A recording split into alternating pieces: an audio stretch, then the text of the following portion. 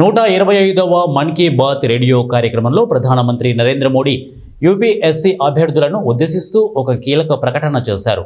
Merit జాబితాలో అవకాశం పొందలేకపోయిన ప్రతిభావంతుల కోసం కేంద్ర ప్రభుత్వం ప్రతిభా సేతు పోర్టల్ ప్రారంభిస్తున్నట్టు వెల్లడించారు. వేలాది మంది సివిల్స్ ఆశావహ అభ్యర్థుల ప్రతిభకు ఇదొక వారధి లాంటిదని ప్రశంసించారు. యూపీఎస్సీలో ప్రీలిమ్స్, మెయిన్స్ అన్ని క్లియర్ చేసినప్పటికీ తుది జాబితాలో అవకాశం చేజార్చుకున్న వారికి రెండవ ఛాన్స్ ఇచ్చేందుకు ఈ టాలెంటెడ్ పోర్టల్ ఉపకరిస్తుందని, సివిల్స్ అభ్యర్థులకు ఇదొక ఆశాకిరణమని ఆయన అభివర్ణించారు. దేశంలో అత్యంత కఠినమైన పరీక్షలలో ఒకటైన సివిల్ సర్వీసెస్ పరీక్షను యూపీఎస్సీ నిర్వహిస్తోంది.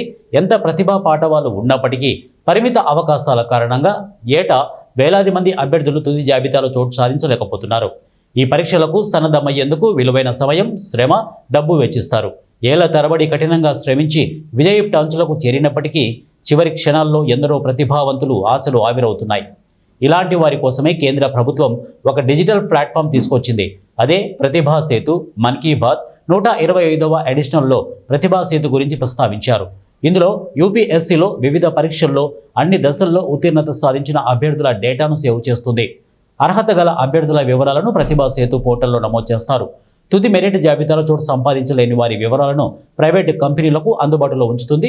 ఈ పోర్టల్లోని సమాచారం ఆధారంగా కార్పొరేట్ కంపెనీలు భారీ జీతాలు ఇచ్చి సివిల్స్ అభ్యర్థులను కొలువు ఆఫర్ చేస్తాయని ప్రధాని మోదీ వెల్లడించారు. ఇది అవకాశాల వేదిక అని ఆయన అభివర్ణించారు. ఇది కేవలం ఉద్యోగం కోల్పోయిన వారికి మాత్రమే కాకుండా తమ టాలెంట్కి తగిన ఉద్యోగం కావాలని ఆశించే వారికి మద్దతుగా నిలుస్తుందని తెలిపారు.